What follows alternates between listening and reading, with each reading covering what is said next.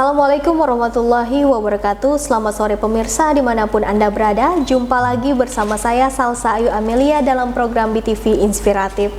Menemani Anda di rumah, kita kembali akan berbincang-bincang dengan isu-isu terhangat bersama tokoh-tokoh inspiratif yang ada di Provinsi Jambi. Baik pemirsa, sekarang telah hadir bersama kita seorang dosen dan juga 5.000 dokter, beasiswa 5.000 dokter ke Inggris pemirsa, yakni Teguh Adimarta. Baik Mister, apa kabarnya hari ini? Baik. Alhamdulillah ya, di tengah pandemi kita mematuhi protokol kesehatan ya Mister ya. Baik, sekarang boleh share kepada pemirsa di rumah profilnya Mister. Oke, mungkin dari namanya dulu ya. Iya. Nah, kalau nama lengkap saya Teguh Adimarta. Dan sebenarnya saya juga bukan asli dari Jambi. Saya kelahirnya dulu di Papua. Sampai SD saya tinggal di sana, kemudian setelah itu saya pindah ke Surabaya untuk SMP dan SMA. Kemudian setelah itu saya pindah lagi ke Pontianak, Kalimantan Barat untuk melanjutkan S1 di program pendidikan bahasa Inggris. Kemudian saya pindah lagi ke Surabaya untuk melanjutkan master pendidikan bahasa Inggris. Kemudian pada saat itu saya berkenalan dengan seorang gadis lewat Facebook. Selama 8 bulan kami online dating, terus habis itu saya melamar dia ke Jambi. Kemudian 2015 saya pindah ke Jambi.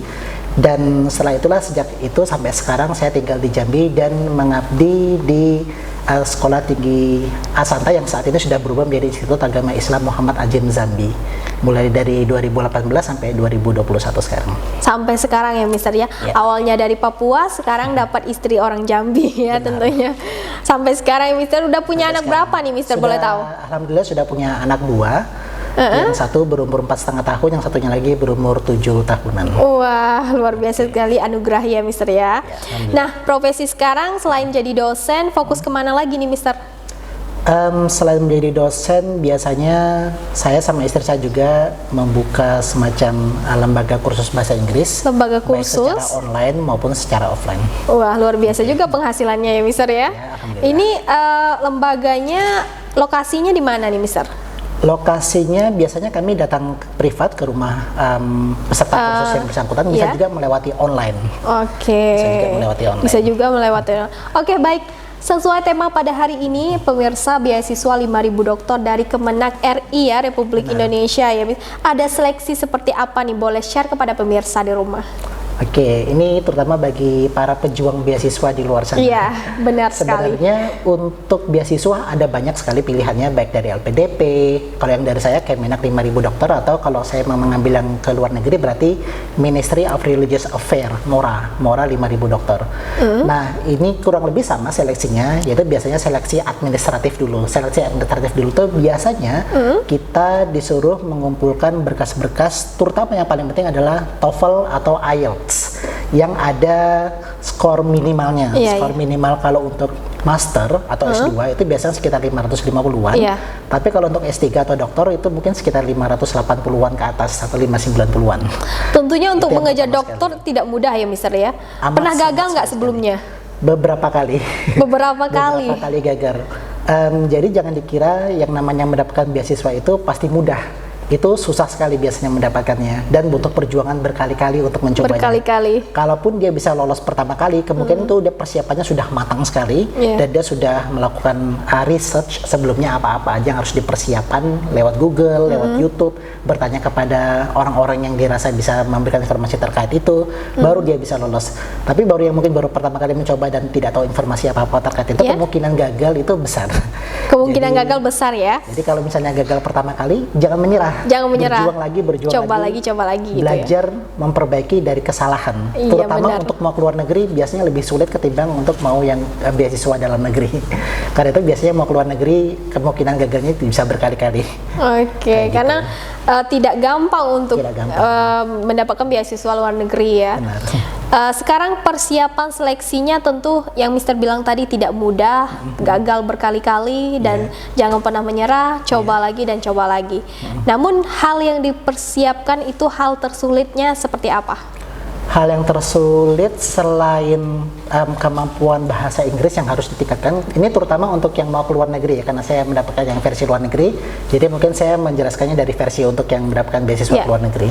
Terutama untuk yang dokter. Bedanya dokter sama master, kalau master kita tidak membutuhkan mengirimkan proposal penelitian terlebih dahulu. Tapi untuk yang dokter kita harus mengirimkan proposal penelitian terlebih dahulu. Dan proposal penelitian ini juga harus kita kirimkan ke universitas yang kita nanti profesor dari universitas yang kita tuju di luar negeri itu yang akan melihat dan mengecek proposal penelitian kita untuk dilihat apakah layak dibimbing sebagai mahasiswa bimbingan doktornya dia. Jadi setelah proposal itu menerima kita sebagai mahasiswa bimbingannya dia, barulah kita bisa mengajukan syarat-syarat administrasi yang lainnya ke kampus yang bersangkutan. Gitu. Dan itu susah sekali. Untuk mendapatkan persetujuan itu. Udah bahkan setelah kita mendapatkan jaminan beasiswa dari pemerintah sekalipun, kita masih harus mendapatkan tugas selama 1 tahun untuk mencari kampus mana dari luar negeri yang bersedia menerima kita sebagai mahasiswa mereka. Yang terutama kita harus menghubungi email dari profesor yang bersangkutan. Setelah profesor yang bersedia, baru kita mungkin bukan cuma sekedar pengalaman yang orang-orang yang pernah berhasil mendapatkan, tapi orang-orang yang pernah gagal juga harus kita pelajari juga pengalaman mereka. Mereka biasanya sharing-sharing, kita bisa cari ceritanya di Google atau di YouTube. Kita bisa tahu bagaimana pengalaman gagalnya dia, pengalaman berhasilnya dia. Kita belajar dari kegagalannya dia atau kegagalannya kita juga, dan kita memperbaiki itu sampai kita bisa berhasil. Kita saling sharing tentunya saling memberikan informasi gitu dari pengalaman seseorang, lalu pengalaman kita, dan saling belajar tentunya. Bertukaran pikiran mungkin perlu ya Mister ya untuk teman-teman yang sudah berhasil ke luar negeri itu ya. Berarti kita mencari relasi juga ya tentunya ya. Pastinya mencari relasi gitu ya. Karena untuk mencapai itu pemirsa tidak mudah. Baik, untuk menggali lebih dalam siapakah Mister Teguh ini, kita akan jeda sejenak. Jangan kemana-mana, tetap di segmen selanjutnya.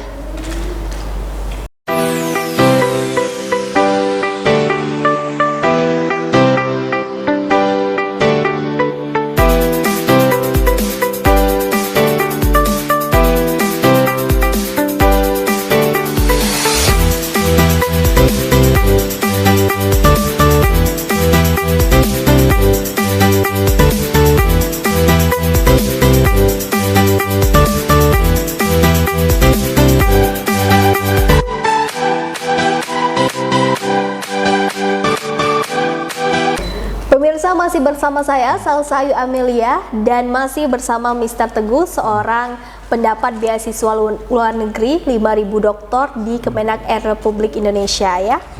Baik, melanjut ke profesi Mister, seorang dosen di IAIMA Jambi, Institut Muhammad Azim Jambi ya. Nah, sekarang dosen apa nih Mister? Bukan dosen saja, tapi juga Kepala Program Studi Pendidikan Bahasa Inggris. Kepala Program Studi Pendidikan Bahasa Inggris. Berarti ini jurusannya ke Bahasa Inggris ya, Mister ya? Guru Bahasa Inggris. Pendidikan Guru Bahasa Inggris. Nah, dengan kemampuan Bahasa Inggris nih yang dikuasai oleh para mahasiswa nantinya ya, Mister ya. Prospek lulusan mahasiswa yang nantinya mendaftar di IAIMA Jambi ini prospeknya kemana pekerjanya nih? Wah, banyak sekali. Banyak ya? Orang yang mengira bahwa kalau pendidikan guru bahasa Inggris pasti hanya bisa menjadi guru bahasa Inggris. Iya, dengan satu tujuan gitu ya, hanya menjadi guru. Padahal tidak saja di bidang pendidikan, tapi juga bisa di bidang non pendidikan. Misalnya menjadi karyawan di perusahaan asing, baik perusahaan asing yang ada di dalam negeri maupun yang di luar negeri, atau mungkin perusahaan dalam negeri yang sudah berlevel internasional, di mana banyak membutuhkan perusahaan karyawan yang bisa menguasai bahasa Inggris supaya bisa menjadi channel untuk klien-klien atau customer dari luar negeri misalnya. Benar ya. Atau bisa juga dia berpeluang bekerja misalnya di kedutaan besar misalnya gitu. Atau bisa juga berpeluang mendapatkan beasiswa seperti saya misalnya. Mendapatkan beasiswa S2 misalnya, setelah dia lulus dia lanjut ke S2, bisa juga berpeluang ke luar negeri apabila dia lolos. Nah, ini lanjut nih, bagaimana cara mengajar Mister nih dalam menjadi seorang dosen untuk mahasiswa itu bisa cepat nih menguasai bahasa Inggrisnya? Ada program apa atau cara mengajarnya mungkin berbeda dengan kampus lain? Boleh di-share kepada pemirsa di rumah? Biasanya kalau dari dosen dituntut untuk membuat penelitian, dan penelitian itu akan dibuat lagi menjadi buku, dan biasanya penelitian itu bersumber dari permasalahan yang ada. Permasalahan yang ada itu kalau dari bahasa Inggris, bagaimana cara mengajar dengan cara yang menarik. Karena ini juga berkaca dari pengalaman saya juga dulu waktu saya SMP SMA, di mana pelajaran bahasa Inggrisnya nggak begitu menarik. Sebenarnya bukan pelajaran bahasa Inggris yang disalahin, tapi cara gurunya mengajar. Oh, cara gurunya mengajar sehingga orang berpikir sulit bahasa Inggris itu sulit atau membosankan atau menakutkan gitu ya. Jadinya berkaca dari semua kesulitan yang saya dulu alami sebagai mahasiswa dan sebagai murid juga waktu SMA. Jadinya akhirnya saya membuat program yaitu animasi 3 dimensi. Di mana program animasi 3 dimensi ini saya buat dalam versi kartun bergerak yang ketika itu dibawa ke dalam kelas untuk diajarkan dalam kelas, misalnya untuk mengajar tenses. Akhirnya pembelajaran tenses yang dianggap selama ini sebagai momok yang menakutkan dalam bahasa Inggris menjadi lebih menyenangkan. Walaupun sebenarnya tingkat kesulitannya kurang lebih sama saja, tapi karena diajarkan dengan menggunakan animasi 3 dimensi, akhirnya proses pembelajarannya terasa lebih menyenangkan. Lebih menyenangkan ya. Nah, apakah program lainnya dikembangkan oleh Tadris Bahasa Inggris? Apakah selain 3 dimensi atau ada program lainnya gitu yang dikembangkan juga, yang untuk mensupport tujuan ini gitu? Benar. Yang tujuannya tadi kan agar mahasiswa ketika lulus nanti dia bisa berkontribusi di masyarakat di dalam dunia pendidikan misalnya atau di dalam dunia non pendidikan, terserah dia mau yang mana. Nah, dalam hal ini untuk mensupport hal tersebut, bahkan ketika mereka mesti menjadi mahasiswa dari program Tadris Bahasa Inggris, kita memiliki program Kampung Internasional, Kampoeng, OENK, Kampung Internasional itu bisa dicek di YouTube atau di Instagram. Ada websitenya ya? Ada. Nanti mungkin pada akhir acara bisa diperlihatkan. Nah, dengan serius ketika masuk ke program pendidikan bahasa Inggris di situ diajari dengan lebih dalam lagi. Dan karena itulah bagi mereka yang belum bisa, biasanya ketika misalnya yang tadi saya bilang program Kampung Internasional, mereka akan ikut tapi sebagai peserta kursusnya. Dan nilai lebihnya adalah mereka tidak perlu bayar sama sekali kalau menjadi mahasiswa program Tadris Bahasa Inggris. Ketika mereka ikut kursus online tersebut, mereka tidak perlu bayar sama sekali. Berarti tidak harus fase dalam berbahasa Inggris kita masuk jurusan bahasa Inggris, tidak harus begitu ya misalnya. Bahkan kita lebih memerlukan orang yang tidak tahu sama sekali bahasa Inggris dengan memasuk bahasa Inggris gitu, lebih tahu tentang bahasa Inggris itu lebih cap jempolnya udah keren banget ya kalau bisa yang awalnya nggak bisa terus jadi bisa gitu, karena itu kan sulit banget gitu. Selain yang tadi versi online, ada juga yang versi offline, versi tatap muka, itu namanya English Cafe Dialogue. Jadi program yang kedua ini English Cafe Dialogue. Ada dua versi pemirsa. Ini jadinya dia menawarkan konsep yang sangat unik, yaitu belajar bahasa Inggris di kafe-kafe yang ada di kota Jambi. Boleh tahu berapa kafe nih?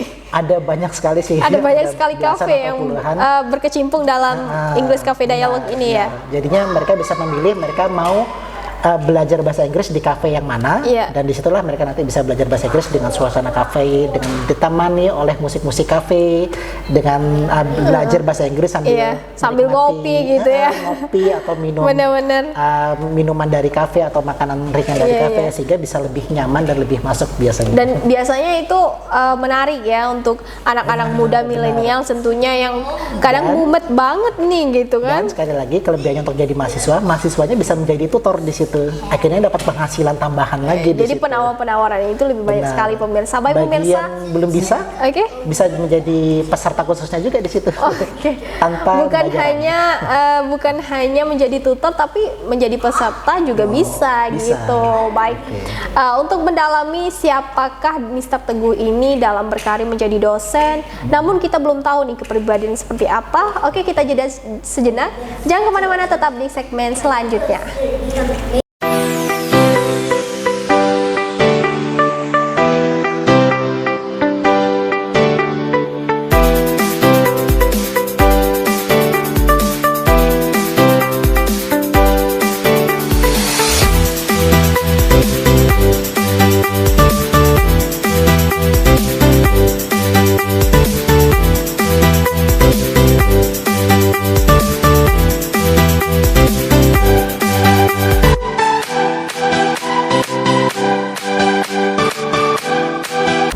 Baik, kembali lagi bersama saya Salsa Ayu Amelia, masih di BTV Inspiratif bersama Mr. Teguh. Baik Mr., kembali ke obrolan kita sebelumnya tentang kepribadian Mr. nih.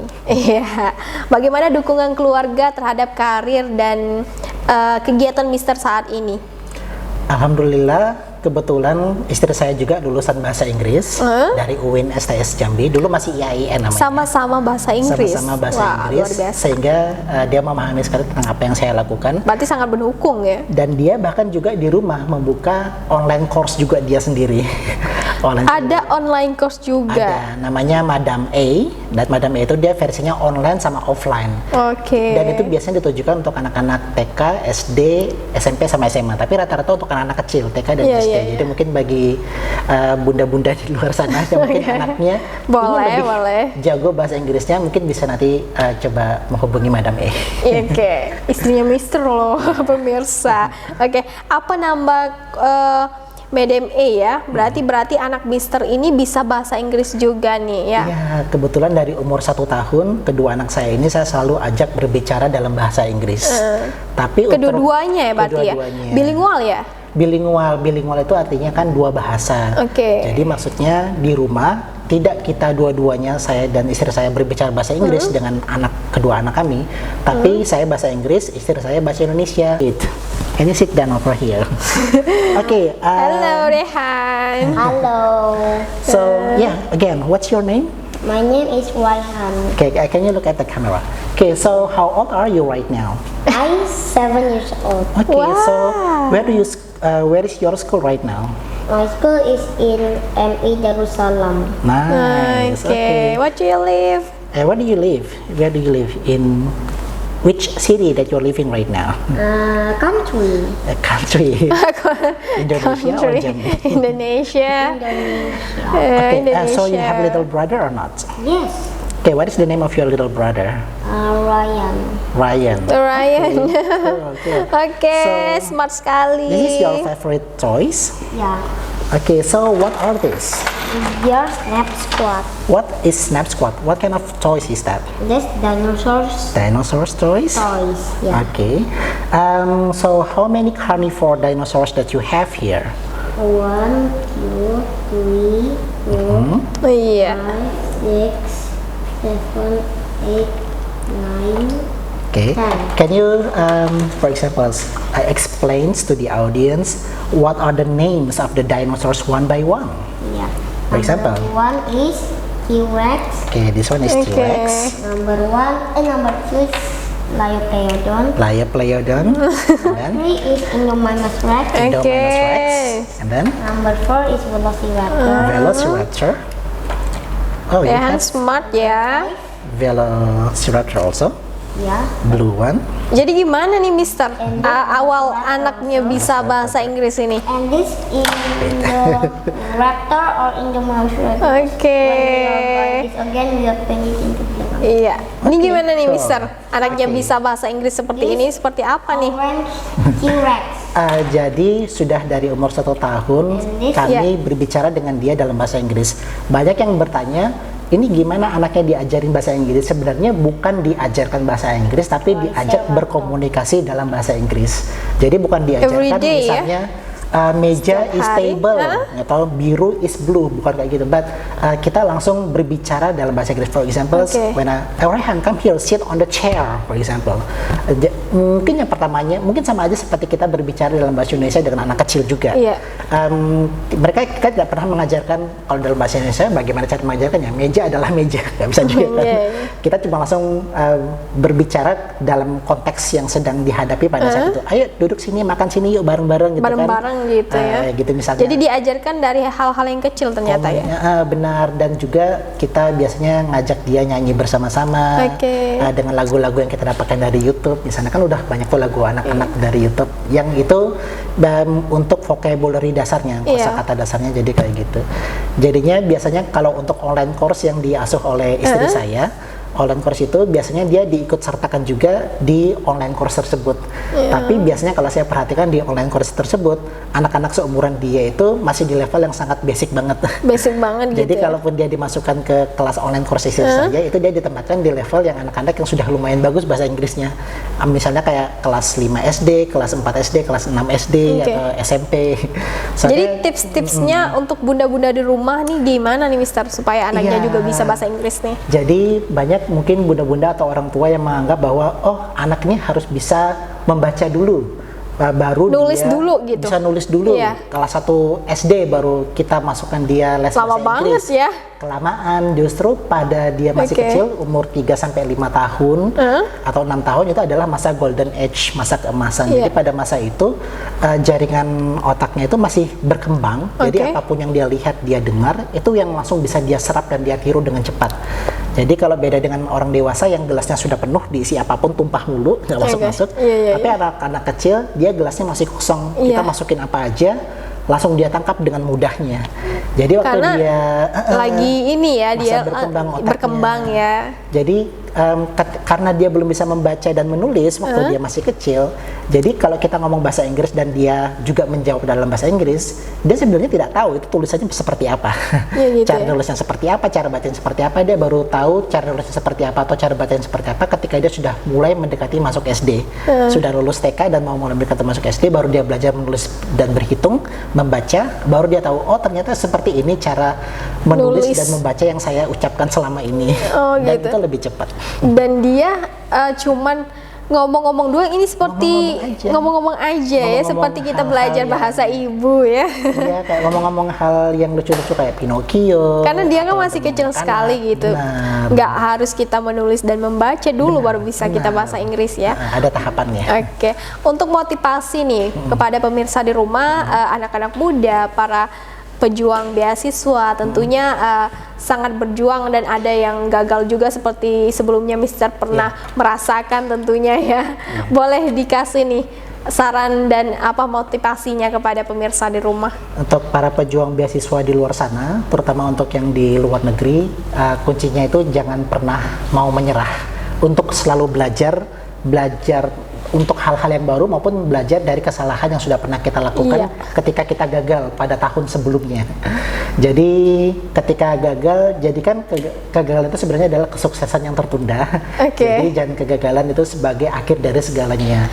Dan yang satu hal lagi yang lebih penting, selalu kejar impianmu dan jangan pernah menyerah dengan mimpi-mimpimu walaupun orang-orang di sekitarmu mengatakan tidak mungkin kamu bisa mencapai hal itu. Iya, Misalnya tidak kayak mungkin gitu. ya. Karena pada dasarnya mimpi itu gratis dan tidak mahal sama sekali, jadi bermimpilah setinggi-tingginya. Benar, if you can dream, you can do it, pemirsa. Exactly. Oke, baik pemirsa, untuk mencapai itu seorang Mister Teguh tidaklah mudah. Tentu banyak perjuangannya dari Papua hingga mendapatkan seorang istri di Jambi. Sekarang punya anak 2 yang alhamdulillah anugerahnya bisa 2 bahasa bilingual pemirsa, dan sekarang juga menjadi dosen IAIMA ya. Luar biasa sekali. Ini akan berangkat di bulan Juli ya. Oke, di sekitar itu ya, April, di Mei, tahun Juni. 2022 ya. Luar biasa sekali pemirsa. Baik, senang sekali saat ini Anda telah menyimak obrolan saya bersama Mister Teguh. Tentunya waktu saya menemani Anda sangat terbatas. Saya Salsa Ayu Amelia dan kru yang bertugas pamit undur diri dan terima kasih. Saksikan selalu BTV Inspiratif setiap Senin dan Kamis jam 6 sore hanya di BTV Jambi, cerdas bersinergi. Wassalamualaikum warahmatullahi wabarakatuh.